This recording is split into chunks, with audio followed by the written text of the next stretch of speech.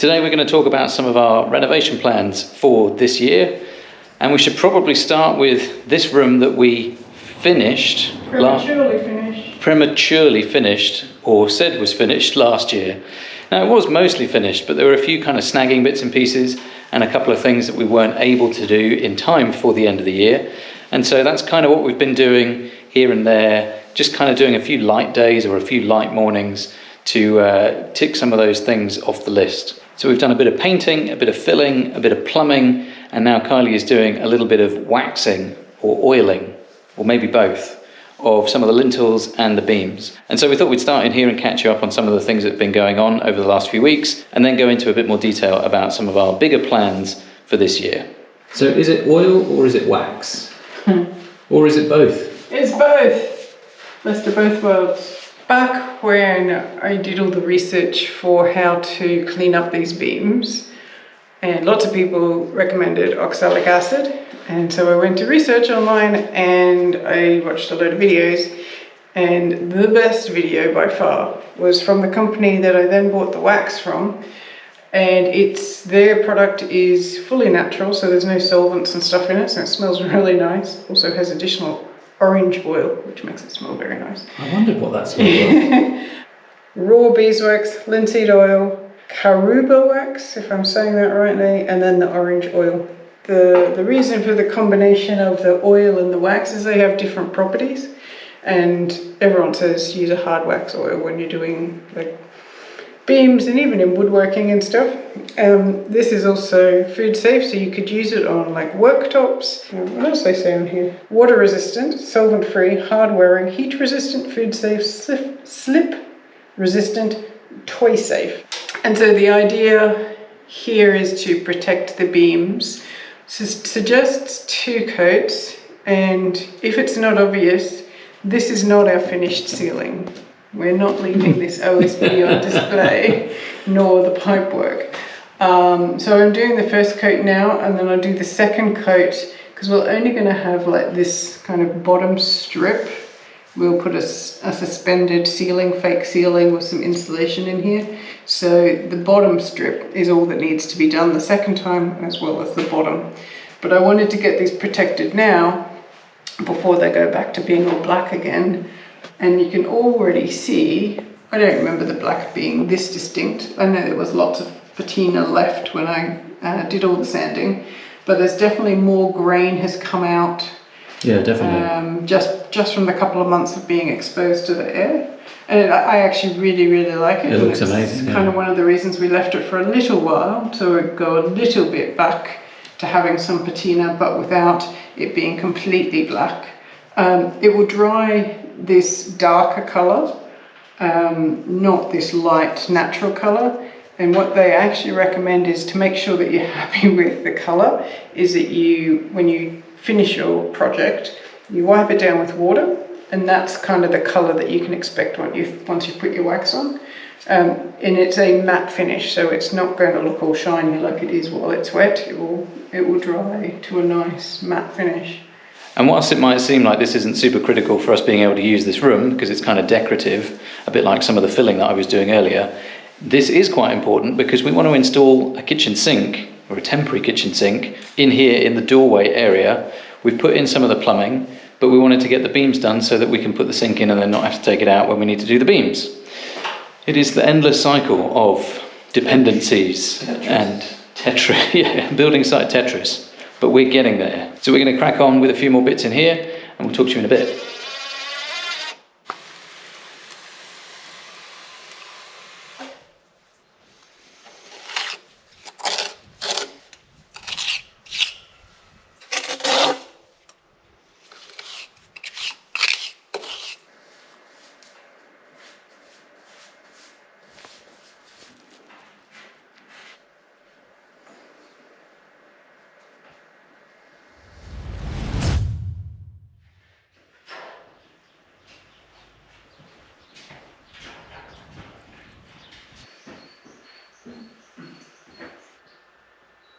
So yesterday I almost finished getting all the beams done. I have 3 left to do, but we thought it might be time to talk you through what we're going to be doing for the rest of the year. And as usual, we have a fairly lofty goal, though we are trying to scale it back a little bit. So just bear that in mind when you hear us go rambling on with all the things we want to do, that some of them may not happen. And they're all subject to change. Always. The big goal for this year is to essentially be more comfortable. And I guess that's quite subjective. So let's explain what that means to us in this context. So let's talk about the kitchen first, because it's the room that's almost done, not almost done, the most done. So we've got it now where most of the infrastructure is in place, but it's not very usable. We don't have a lot of work surfaces. We don't have any like larder storage. So we are going to build some temporary, and in some cases prototypes, for some pieces that we need in here so that we can use this kitchen a little bit more comfortably. And then this will become a dining area. We did have the 2 lounge chairs in here, but this will just be dedicated to dining so that we can cook better meals for ourselves, have some people over, and it be a lot more comfortable. One of the things I want to do, but we may not get to, is the ceiling in here and doing the lights. So that's really the last bit of infrastructure other than the doors. I look at the place and I see all these cables hanging down, and that's a little bit like, I just want to get the ceiling in. And because this ceiling, you can do one section at a time between 2 joists, I can just kind of slowly chip away at it. And the ceiling in here is going to be like tongue and groove. So it's a lot of woodworking, and so it's going to take a long time. So I can slowly chip away at it. But that's a project I want to do rather than we need to get done. So it may get deprioritized. And when we've got some of those things, like a proper worktop area at a good working height, and maybe some shelves for storing some food, hopefully a little bit later in this video, a working sink with hot and cold running water. But the actually exciting thing, for me at least, about having all those things is we'll be able to start cooking in here properly, and that means we'll be able to bring you some cooking videos. Because some people have worked this out, that I love food and I love cooking, but we haven't really been able to show you that much. So I'm hoping that we're going to be able to add some of that kind of content into our repertoire in the not too distant future. I think that's pretty much everything in here. Let's go next door and talk about what's happening in there. Oh yeah, this looks good. So we have a ceiling frame. Now we were going to film this, and then there was just a series of days where we were like, today's not a camera day. And because then we'd started it, it was really difficult to just, anyway. The ceiling frame is in. Upstairs, before we ripped it out, there was a tongue and groove pine ceiling and some really nice moldings around the edges, and we're going to try and replicate that down here. So we had to put in this sub ceiling, also because all of our ventilation ducting has got to run in this ceiling void to get to the different rooms. You're dancing again. So we have done that. Guy has plastered this first wall. Oh yeah, I forgot about that. And then it just got too cold to work in, and the drying times, so we stopped. But plastering, finishing our what we call the climbing wall, so the exposed stone wall, ceiling and floor. And again, the ceiling is a nice to have this year. I would really like to have it because this is going to temporarily be our bedroom and living room. And so having a ceiling would be much nicer than seeing all the spiders crawling up there. But that relies on us getting the ventilation in, and there's 3 or 4 other things we have to do in order to get the ventilation in. I think that's it for in here. And the other thing is we can't really do the plastering or even start using this room until we have the plumbing for the bathroom in. Because we're going to have to drill holes in this kind of concrete slab floor. The waste pipes have to come down in here. So we have to do that before we can finish the plastering, and certainly before we put the floor in. So yeah. It's like building Jenga. Yeah, right. So one thing you might notice in here is it doesn't look anything like a lounge / temporary bedroom at the moment. And mostly that's because there's a lot of stuff in here. And that is one of the things that we are constantly struggling with, whether we're moving furniture around or boxes around or tools around or materials around. There's a lot of stuff and it's always in the way. And so we have a bit of a plan for how to deal with that somewhat temporarily, somewhat in the short term. We also have a long-term plan as well, but I don't think we're going to get to that this year. So let's go next door and talk about the plan for that. Oh, more stuff. And I've moved a load of it upstairs. So our long-term plan is the carport that we're going to build just kind of near where the deck is. And that's where our solar panels are going to go on top. And we started conversations regarding planning permission for that last year.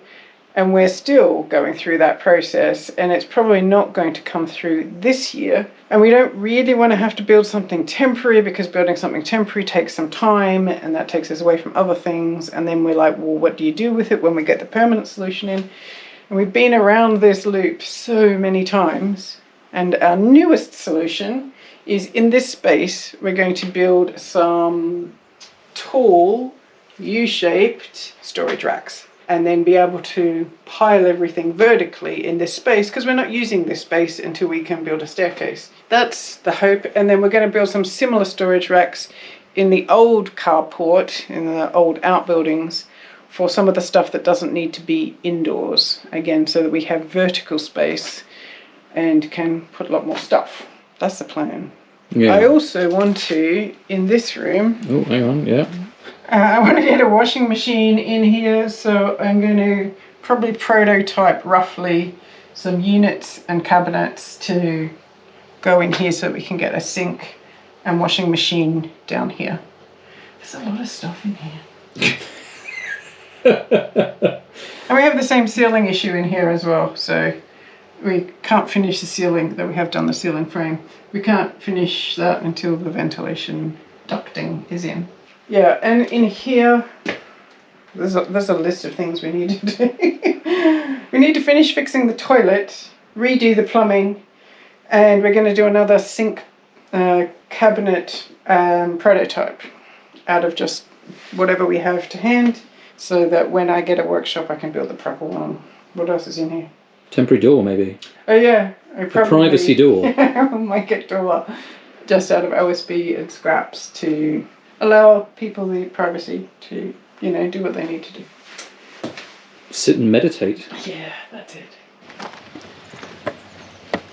So this needs fixing. We have a door that we rescued a couple of years ago, a traditional, very solid Portuguese door. Redoing this opening and putting the door in it is again on my I want to do list. I don't know where in the priority order that is, but climbing in and out of this zip door every day is a pain. And in case people can't see, there's actually a proper lockable door behind it, so it's not like it's not waterproof. A piece of canvas. No, exactly. Whoa, see, it's a bit of a nightmare to get in and out that way. We aren't going to be doing a huge amount up here, even though there is a huge amount still to do, but we are trying to dial it back in terms of our ambitions for the year. Although maybe you're watching this thinking, they're listing out a whole load of stuff and they're not going to get all that done in a year. That's entirely possible. But let's show you something that is on the list that we are going to focus on. Maybe we finish it, maybe we don't. Let's see. So this room will become a bathroom this year, hopefully. I mean, it's already got a toilet in it. I mean, that is the first thing that's coming out. We are not using this anymore. It is just, we haven't got around to taking it out. Okay, let's try and list off what has to happen in here. I'll try and do it in order because that makes the most sense, and it will also explain why we haven't started. The first thing is to take out the subfloor above and replace it.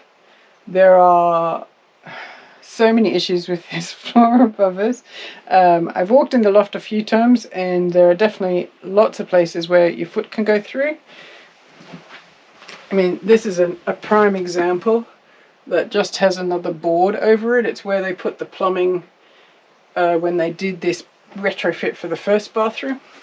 So all of that has to come up, be replaced. The reason we need to do the subfloor first is because when you rip that out, a load of stuff comes down and you don't want that on your newly finished walls, floor, bathroom suite, etc.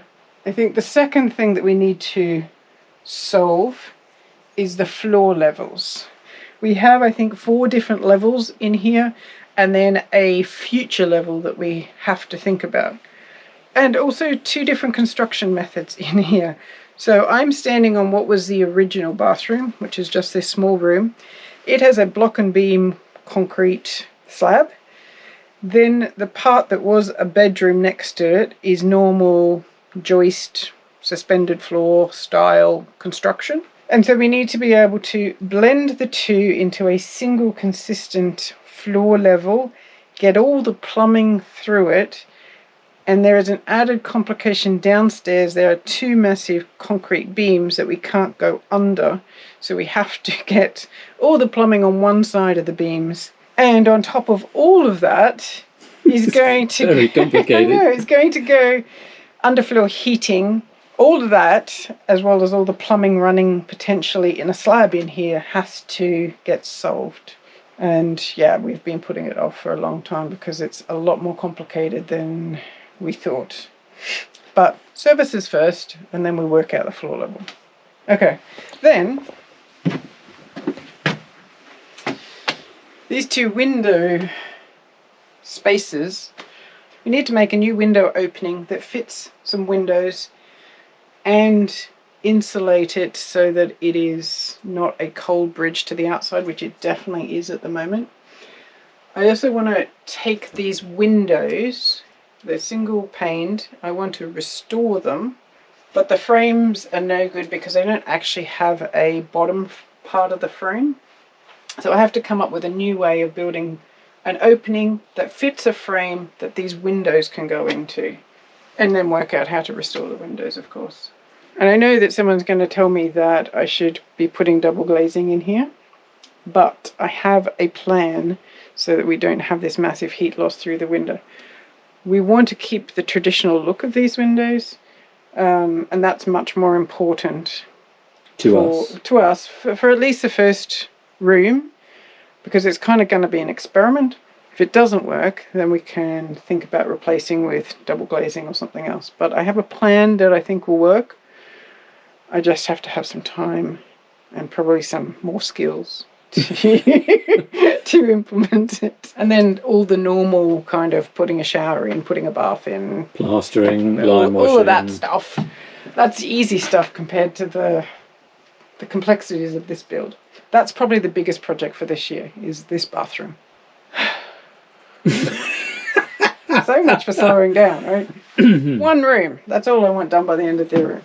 2 rooms, the lounge and the bathroom. So there's a lot to do in here, and it is definitely the most complex remaining room, and it's because there's lots of services and lots of problems to solve.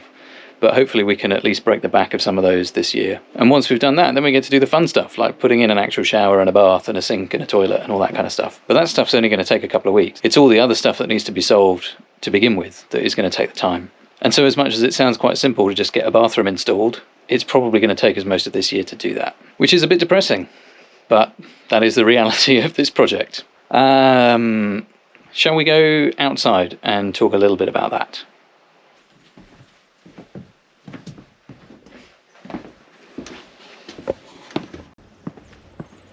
So the last thing we'll talk about is something that we're hoping to do outside. Again, in the spirit of making our life more comfortable, we're going to hopefully try and do a little bit of landscaping out here. And I guess when I say landscaping, I really mean hardscaping. So getting the levels right out here and starting to make it a little bit easier to get in and out of our house, rather than having to climb either in and out of or across the big moat that we've got outside from where we did all the groundworks a few years ago. So we've had this issue ever since we dug the French drain and put the drainage in, that we have a small walkway that is at the old height.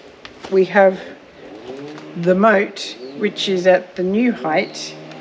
We have this small section which we've reserved for the 45-degree angle so that we don't compromise the shallow foundations. We need to put in a solution that means we can walk into the house really easily, but also doesn't create this tunnel effect that we currently have. And so the landscaping plans that we have are going to hopefully solve all of that. Put in a staircase that goes up between some of our orange trees here, and have some terrace levels for some herb garden style stuff and some flowers. And this sidewall needs rebuilding, so we're going to kind of do it all together. And we haven't decided yet, start looking at the level behind us to start kind of preparing for that building to be worked on. Very much depends if we can find someone with a digger and move all the materials and things as usual. It's an ambitious project, this one, because we've never done anything like this. We know what we kind of want, but the biggest problem is just this entrance to our house is a pain. Anyway, I think that is pretty much the plan for the year, or maybe the next 3 years. We'll see how it pans out. But the only thing that is going to get it done is if we crack on. So let's head back inside and see if we can get a kitchen sink installed.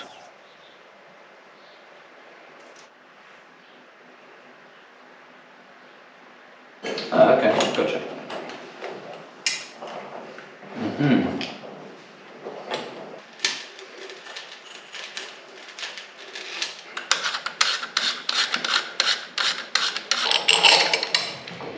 No, so that is wrong.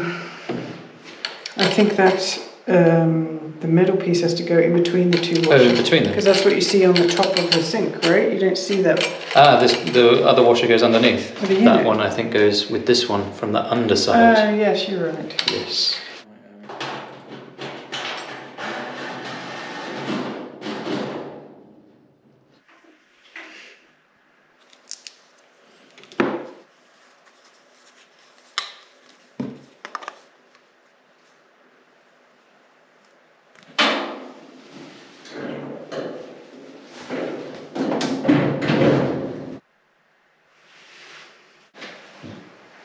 Are you ready to test?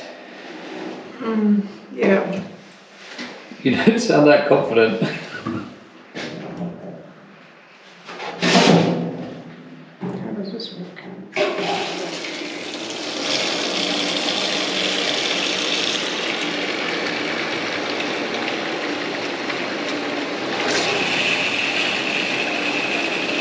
That's very exciting. Oh, very hot. Hot? Yeah. I can see steam. That is some warm water. All right. Kylie's just cracking on, but I'm going to pause and have a small celebration that we have hot running water. We don't know if the waste works yet, but that is a good step in the right direction. It seems all dry then.